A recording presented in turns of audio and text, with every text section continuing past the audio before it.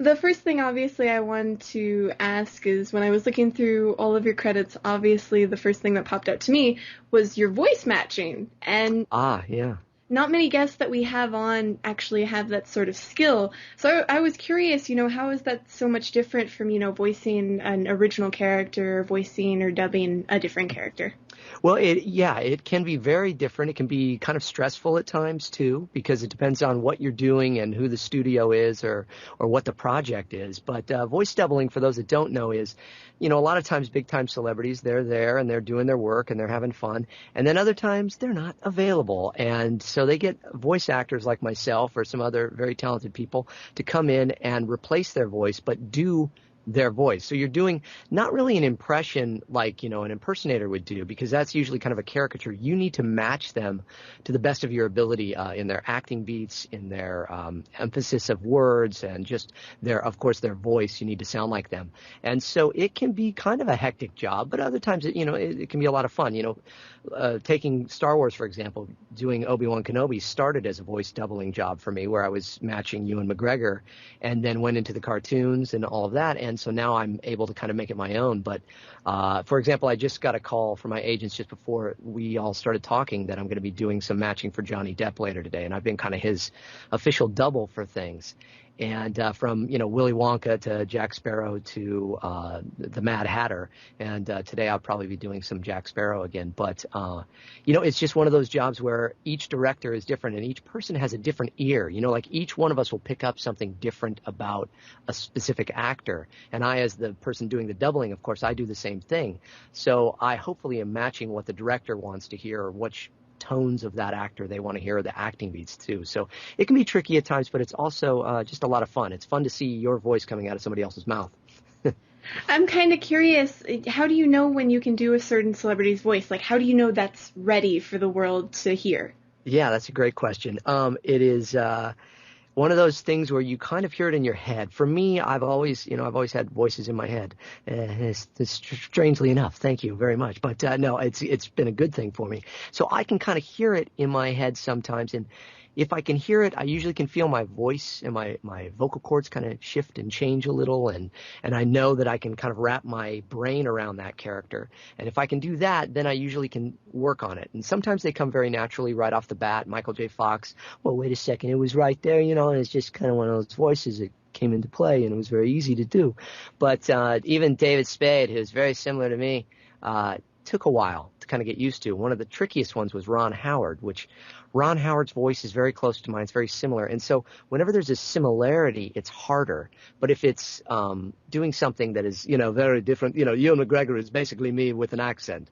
But so if it's different, I can pull easier. I'm the voice of Fred Flintstone now, and I'm matching basically the other two actors that were him before.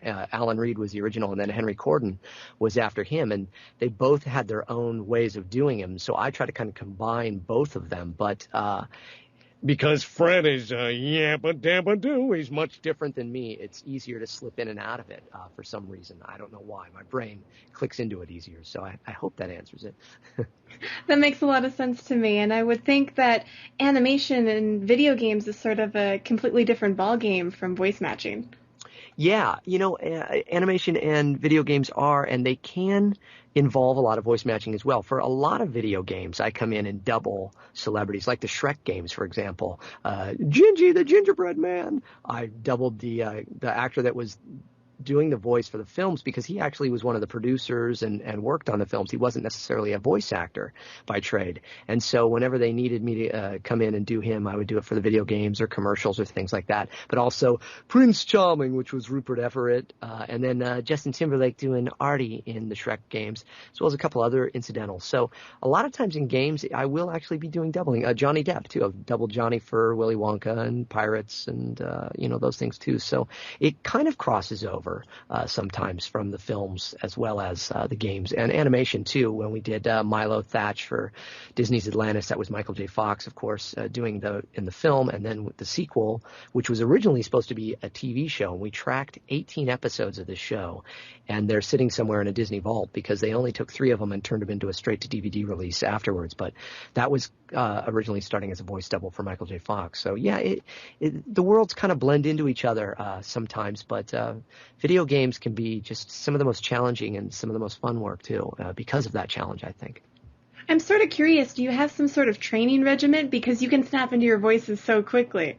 Oh, I spend a lot of time every day working my voice out. So my day starts where I get up, I go into I have a home studio, and I get into the studio and I do my vocal warm-ups. And that's about 15 minutes. You don't want to do more than that because you don't want to wear your voice out, but you also want to prep it. So I do a lot of warm-ups that I learned from a fellow by the name of Gary Katona. I believe his website's GaryKatona.com.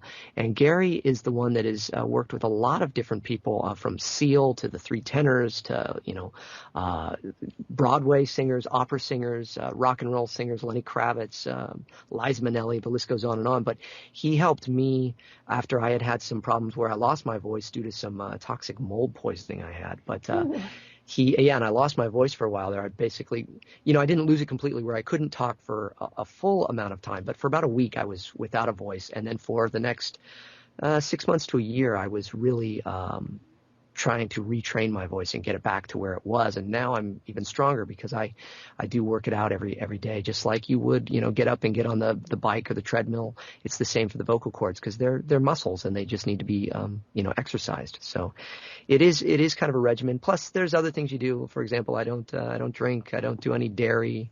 I don't do any coffee or caffeine, any sodas. I drink basically room temperature water is my only real thing. Sometimes I treat myself to a tea. I'm crazy, but for the most part, I watch what I eat and I watch what I drink, and I try to be because my voice is my life. So yeah. And so because your voice is stronger, do you ever have any instances where you might lose it in a video game session? Because I hear those are really taxing. Yeah, really the only times I've ever lost my voice doing voice work is in video game sessions. I was doing, Ultimate Spider-Man, I think. I was the voice of Electro, and every line was screaming at the top of your lungs. And it doesn't matter how well you train yourself. If you do that for 2 hours, you're going to lose your voice. It's just, there's no way around it. So that is kind of the one thing that happens with games, because so much of it is that kind of hardcore, intense action. And a lot of times you go into a session and they'll say, we want to go easy on you. We notice you have a lot of screams here. You're falling off a cliff. You're getting electrocuted. You're dying. And we don't want you to do those. We'll save those to the end. And I'll tell them a lot of times, I go, that's not actually what's going to make me lose my voice. What will make me lose my voice is shouting words, because anybody can try it. Anybody listening can try that sometime. Don't hurt yourself. But it's like, notice that if you go, and you like you're falling, that you can pretty much sustain from the diaphragm and not hurt yourself. But if you're screaming, get down, take cover, things like that, that's just blowing out the throat, and it's going to make it really hard to keep your voice. So yeah, there's little tricks you have to know. So you try to watch it when you get a script from a video game and you go, okay, this one I'm going to have to hold to the end. This one I'll do now. So yeah, it's a little bit of trickery. Yeah, I hear every other week there's a war game where you have to dodge a grenade or something. Yeah, I've been fortunate enough in my career to kind of pick and choose, and I really don't do that many of the war games, mainly for content for myself personally. I just rather not do stuff. I have a 6-year-old daughter, and I'd rather do stuff that she can watch or listen to. But for the most part, I stay away from a lot of them. But that saves my voice too, because I'm not shouting so much of it. But Ratchet and Clank, I don't really have to shout that much, or Final Fantasy and things like that. It's more fun and it's more dialogue driven than screaming, I guess. Yeah. I love that you mentioned that, because you actually get to, I'm not sure if you can talk about it or confirm or deny. I know how hectic NDAs are, but you might be able to do your roles again on March 22nd, because PlayStation, I believe its Move Heroes is coming out, as well as Dissidia Duodecimum. Yeah, I understand those are coming out as well. That's about all I can say about that. Those should be great games. I'm looking forward to hearing people's reactions to them. But yeah, it is, it is such a fun world to live in and to work in, but at the same time, it can be frustrating because I get on my Facebook, which, if anybody gets on Facebook, it's James Arnold Taylor. There's several different fan ones, but mine is, you pretty much can find me in there. It's James Arnold Taylor fan page. And, you'll see that I go, boy, I worked on a great game today, but I can't talk about it, so it is, NDAs I understand them and I know why they do them, but it can be frustrating because you just want to share with everybody all the fun things you're doing. And fans are so great about it too. I've just had such a great fan base, and I'm so thankful for all the folks that join me on Facebook and on Twitter at Jat Actor, J-A-T Actor, is my Twitter name. And folks follow me. I've got about almost 3,000 fans on Facebook and pretty close to the same on Twitter. And I just love it because they're always asking me questions about this stuff, and I can go, well, I can neither confirm nor deny that, but it should be fun. So that's my stock answer. Although I guess if these places actually really figured it out, if I wasn't in something, I'd go, no, I'm not in that. But if I am in something, I'll go, that's interesting. So I just gave away a little secret. That's okay. We totally understand. I am sort of curious on one thing, because with Dissidia, with the original, you got to revisit a character that you essentially hadn't portrayed in quite a few years. That must have been a fun experience. Yeah, well, here's the great thing is we can talk about that one. Yeah, that was so cool to step back into the studio almost 10 years later. Now, of course, it's been 10 years, but that was almost 2 years ago, I think, that we did Dissidia, and I was just so thrilled to go back in and do it. It was a different group of people. I didn't have the same director, Jack Fletcher, who directed me on the first game or the sequel to the first game, but it was a lot of fun. It's very tedious work, though. With Final Fantasy, it's one of those things where I know people either love my performance or they hate it. And 10 years later, I'm still getting comments from people, and I'm so thrilled that people are so kind to do that. But they have to understand as well that with the process of the Final Fantasy games, especially, because I've done several outside of just the Tidus role as well, most of the time you're doing it to match what was already done in Japanese. So they'll play you a sound file that is in Japanese. And let's say the line is, hey, let's go over there. Well, here it is. I don't speak Japanese, but it'll be in Japanese. And so it will be, hey, let's go over there at that speed, and so now you have to fix it or you have to fit it into that time.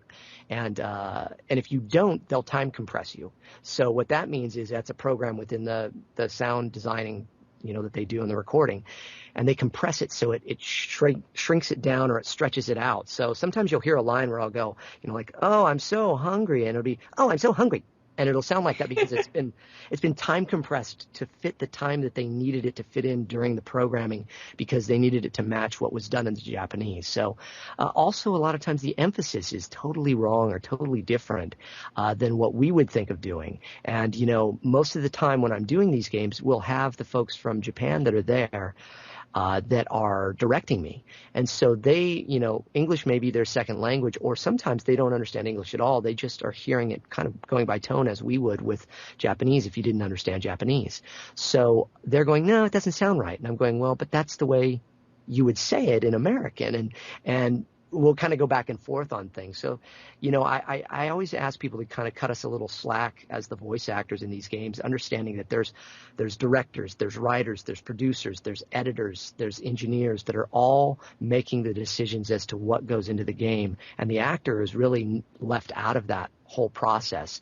We'll go in and we'll record 3 to 6 takes of each line, sometimes more, but usually it's no more than that. And then they pick the one that they're going to use out of that. And sometimes it can be the one that you would never choose as the actor, but it fit the time or it fit the emphasis that they were looking for. So very long answer to a short question, but yeah, there you go. Not at all. And I can agree, especially with the original Final Fantasy X. I still go back and I play that game.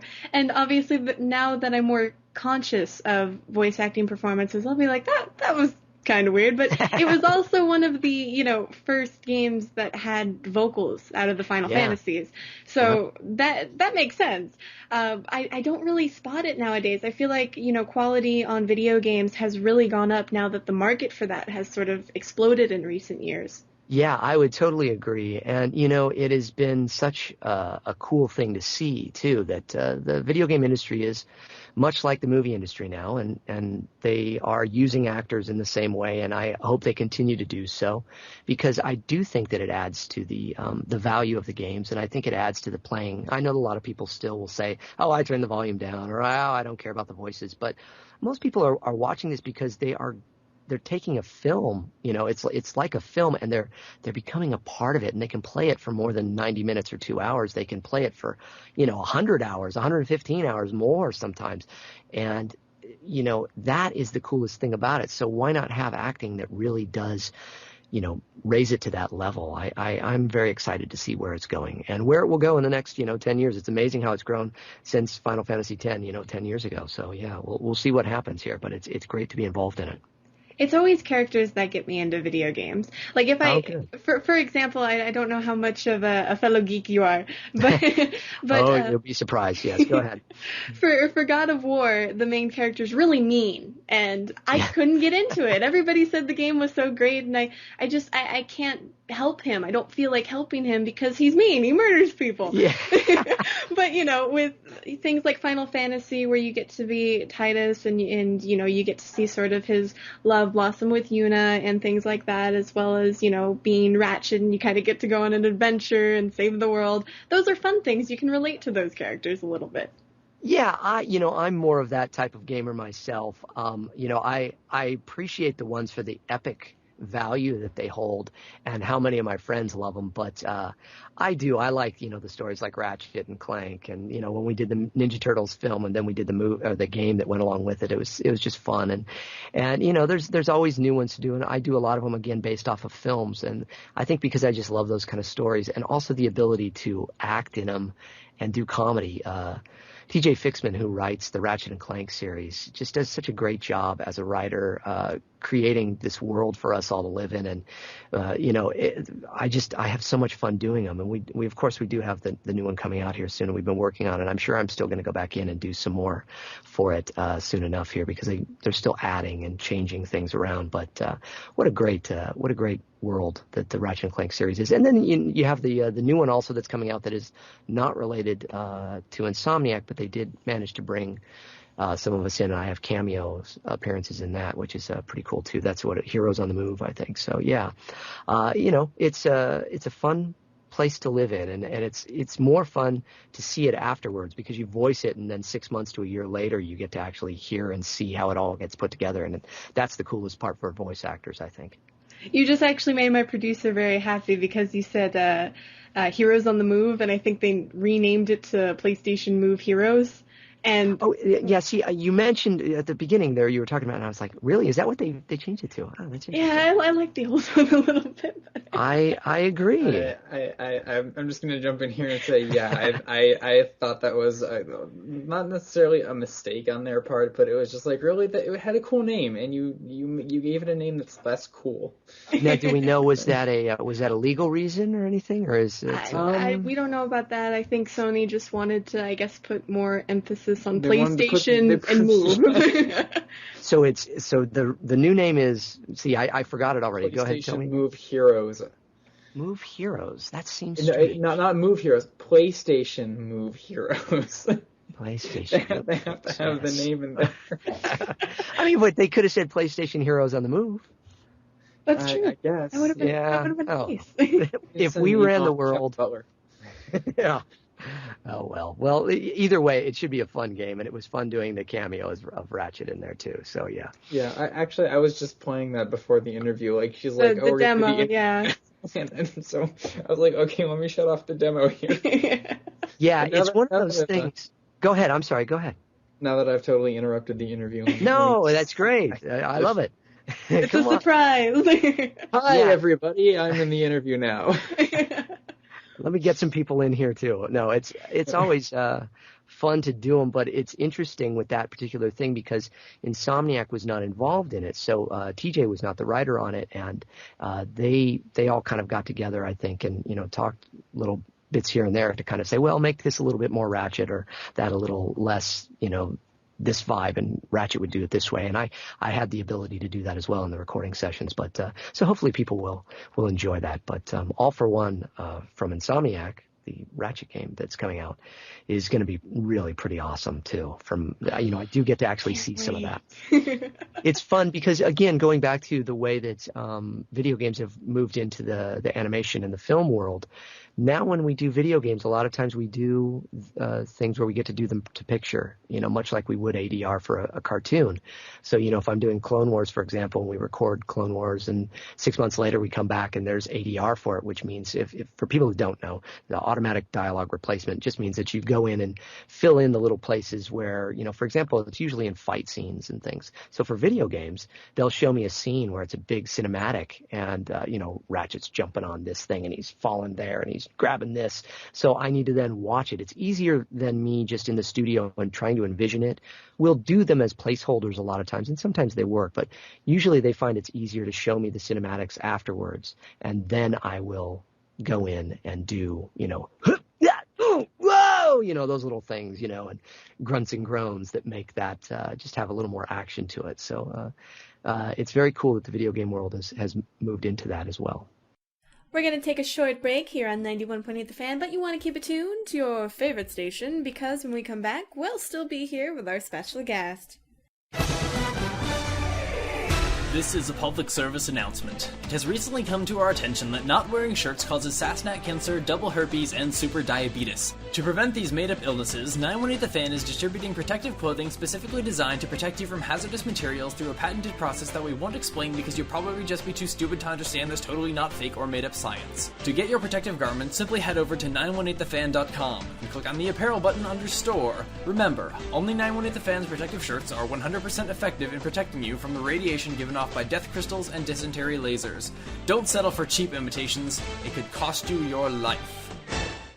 Hey everybody, we're back to the interview, so let's jump right into it. And I have to say, with the Ratchet and Clank series, I really love the camaraderie because, they're so good pals, and they go through such epic adventures. I remember a Kraken time, I ended up breezing through that in 3 days and getting all the trophies and everything. Wow! I just because I fell in love with it, I got to find out more about Ratchet and more about Clank, and it had that sweet little we're friends forever sort of deal. So I thought that was a really cool message. It was, yeah. And David Kay, who does the voice of Clank, is just, the funny thing is we met finally officially, I think, just about a year and a half ago. And it was when we were doing Kraken Time that we actually met and were in the studio together. We just happened to cross over. My session was ending and his was beginning, and they took a couple pictures of us. But it was funny because the absolute opposites of our characters, David is much taller than me, and I'm the little guy. So I looked like I should be Clank and he looked like he should be Ratchet. But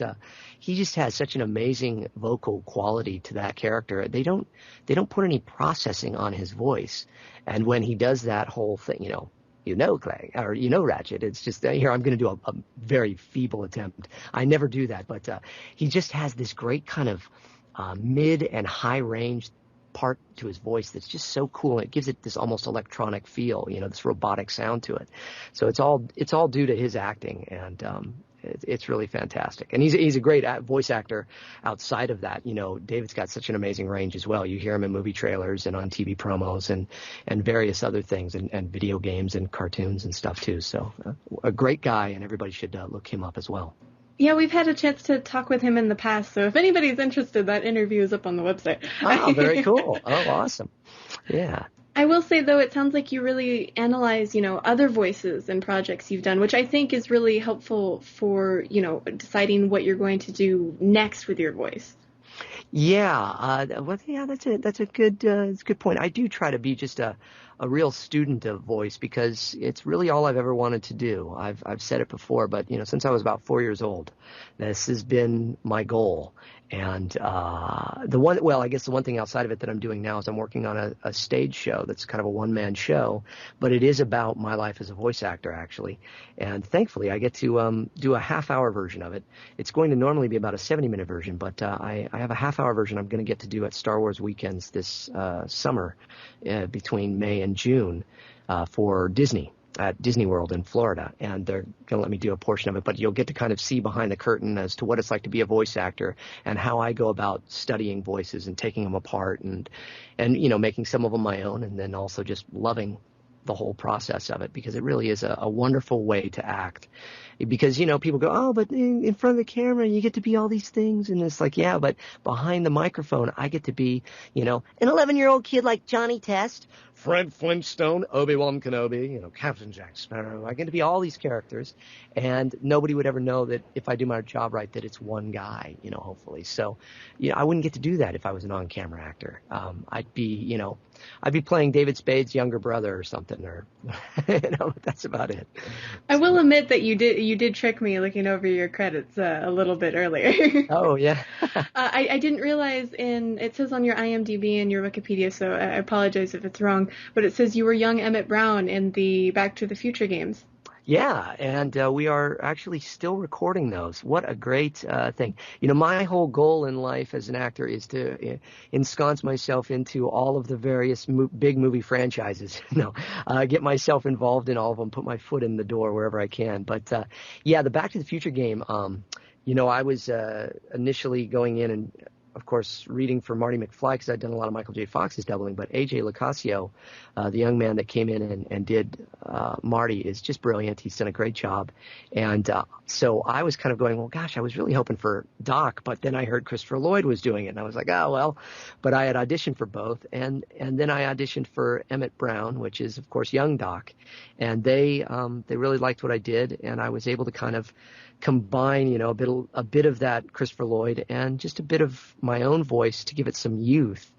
And it's just been a great experience. It's been a lot of fun, and the fan reaction has really been wonderful. So I just want to thank everybody that has got the game, has played the game, and has made it a chance to get over to my Facebook or my Twitter or my website even and say, hey, great job, because it's one of those things where I recorded that actually from my home studio. So I'm literally just in my little padded room here talking to myself, and they're on the phone line listening.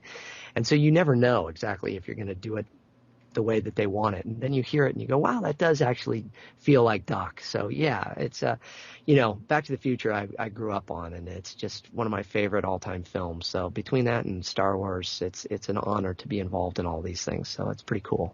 Well, I can't wait to see the next installment. I've been playing on PlayStation, and they haven't released episode 2, but I heard they released it on computer. So I don't know what happens next. Yeah, I know. I just got that notice from them because I'm playing it too, and I got that the second one came up. I'm like, oh, I got to do it.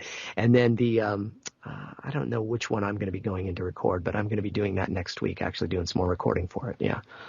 Oh, so very awesome. Yeah. And you brought up fan reaction, so I'm actually wondering, in recent years, it almost seems like fans have been tracking their voice actors more and more to where, they'll buy a product if a voice actor is in it. Have you noticed this trend? Yeah, that's, again, where I just have to say thank you, because I think people are really realizing that voice acting is coming into its own. We have so many amazing voice actors, D. Bradley Baker, Fred Tatasciore, Jim Cummings, Billy West, all my heroes, all these people, that just do amazing work. And it is great that people are following them like they would follow, their favorite on-camera actors, and building it up and making it something that is more known. I'm in the process of having a documentary made on me and following me around and such, wow.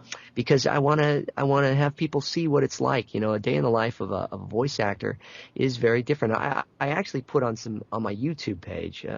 If you go to YouTube and you search James Arnold Taylor, you'll find my page. And there's 4 or 5 segments I've done. No, I think 4 segments. I have to put up the 5th, but showing just like an average day of my life in my booth and what I go through. And I think it's because people are fascinated by it. There's also that so many people want to get into it, and they've been inspired by video games. This animation is what inspired me, and it's what got me into voiceover. But so many young people today write me or email or whatever, at Facebook me and say, I want to get into voice acting because of, your work in this video game, or because, so much of it is Final Fantasy, which is just a great honor, but, it is wild, and I'm so appreciative of it. And I hope that people, take time to study it and see that it's not just somebody just walking into a room and talking for a few minutes and making a bunch of money. It's so much more than that. There's so much acting that goes into it. I work with, I've had the honor of working with some of the biggest names in Hollywood, in voiceover, type settings, and also all of the biggest names in voiceover.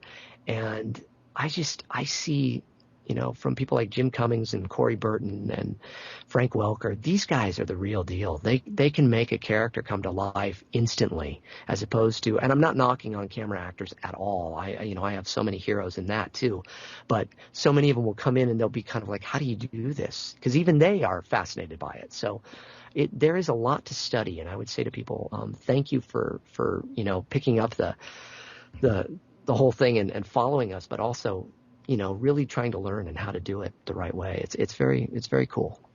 Now, one thing I've seen personally from, the convention circuit and from fans in general is that they'll want to voice act in one specific area, like video games or anime. And, I've always heard that that's so difficult to do. Is there anything special you'd want to tell those people? Yeah, in fact, I just got one on my YouTube 2 days ago. Somebody was asking, hey, I noticed you never do any anime. Why? And, the reason I don't do anime is because most of the anime is not done in Hollywood, and most of it is not done under the union contracts. I'm, a union member of Screen Actors Guild. SAG is the union, and then AFTRA, the American Federation of Television Radio Artists. And so because of that, I can't do any work outside of those contracts. So most anime is not done that way.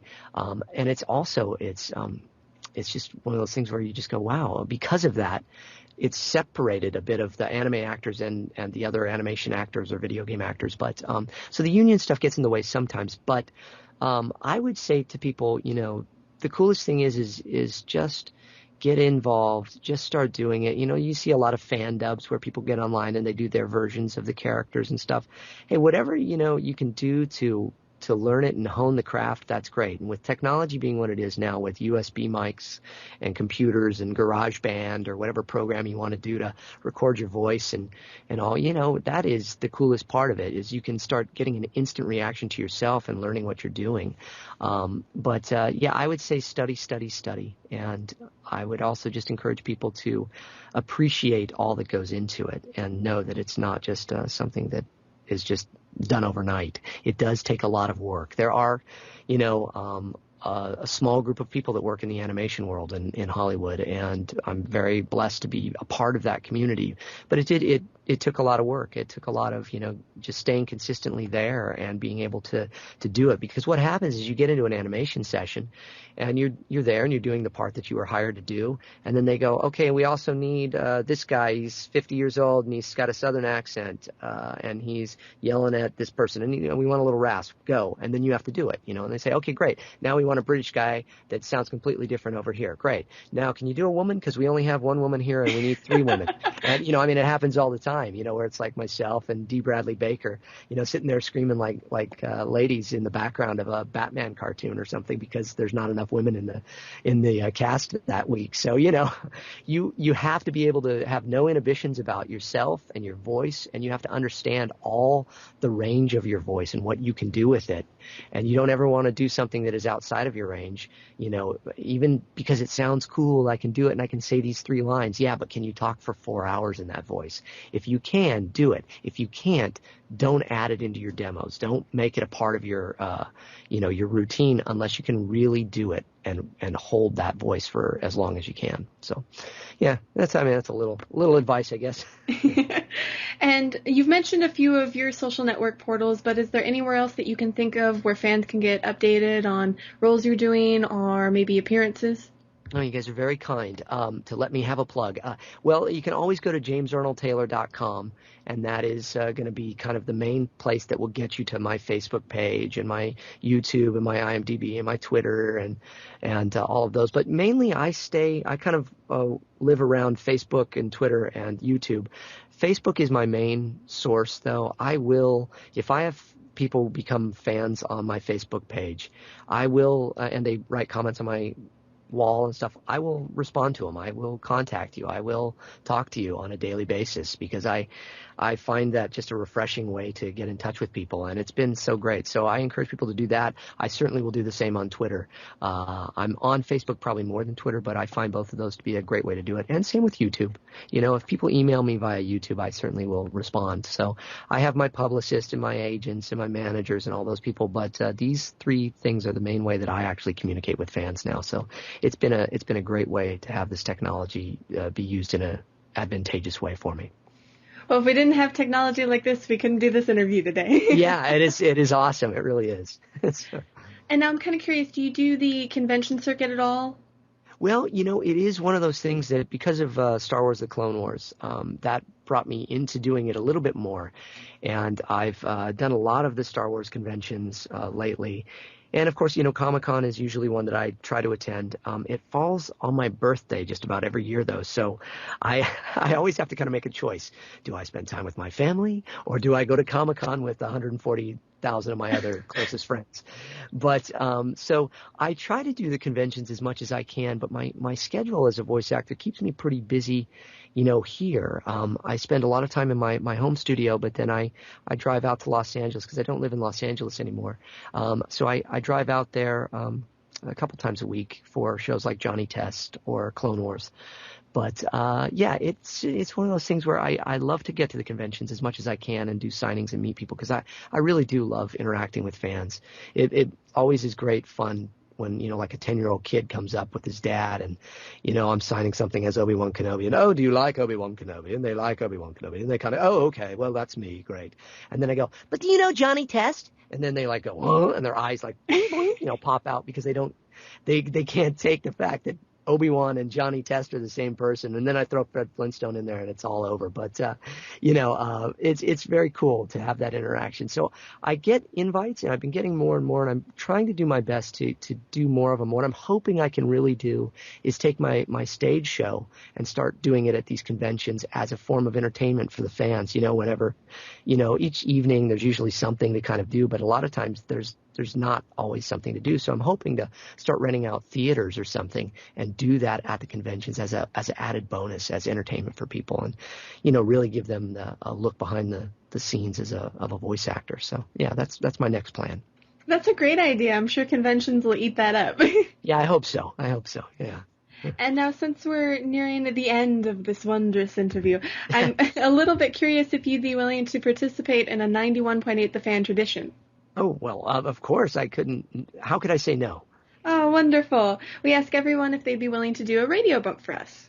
Okay. So now what do I have to do? Tell me what to do? Basically, you can do it in any voice you'd like. You can be as creative as you want with it. We just ask that you say, hello, my name is, insert your name.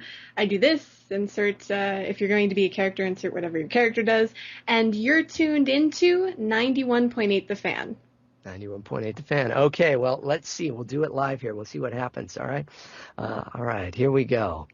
Hey, this is James Arnold Taylor, voice actor. You may know me as Obi-Wan Kenobi, or Johnny Test, or Fred Flintstone, Ratchet, Titus, see ya! And you are tuned in to 90, see, I knew I was going to blow it. Look at that! I blew it! 91.8? Yes, 91.8 The Fan. The numbers are always the hardest. I know. Okay, here we go. Sorry, take two. Hey, this is James Arnold Taylor, and you are tuned to 91.8 The Fan. Now, you may know me as Johnny Test, or Obi-Wan Kenobi, Ratchet, Titus, Leonardo the Ninja Turtle, all pretty much me. But Fred Flintstone doesn't sound like me at all. Yabba-dabba-doo! So I reversed it. Great. That's fine. I thought that was hilarious. Thank you so much. Oh, my pleasure. I hope it sounded okay. Is there anything else you'd like to tell the fans out there? Just a great big thank you to everybody, and I just hope that people continue to follow and follow other voice actors as well, and to also tune in to 91.8 The Fan, because I've got to tell y'all, I've been listening. I was listening to an interview you guys did with my buddy Fred Tatasciore just the other day, and that was great. And just other people, I love that you guys are doing this. I really do, and I'm so thankful that you're putting voice actors out there and letting people hear us in a different light. So thank you so much. Oh, well, thank you. It was an absolute pleasure to have you on the show. This was very fun for me as well, because you made up many of my very first video game memories. That's awesome. Well, now I feel so old. No, I'm kidding. Don't worry. My first video game memories were a little bit late. Oh, I was going to say, mine were like Pac-Man and Frogger. So, it's like, I'd love to meet the guy that did that. Waka, waka, waka, waka. But thank you. That's very kind of you to say, though. Truly, it is. Remember, you can find that interview on the website within the next few days, so make sure to keep it tuned to 91.8 The Fan. Everything you want and nothing you don't.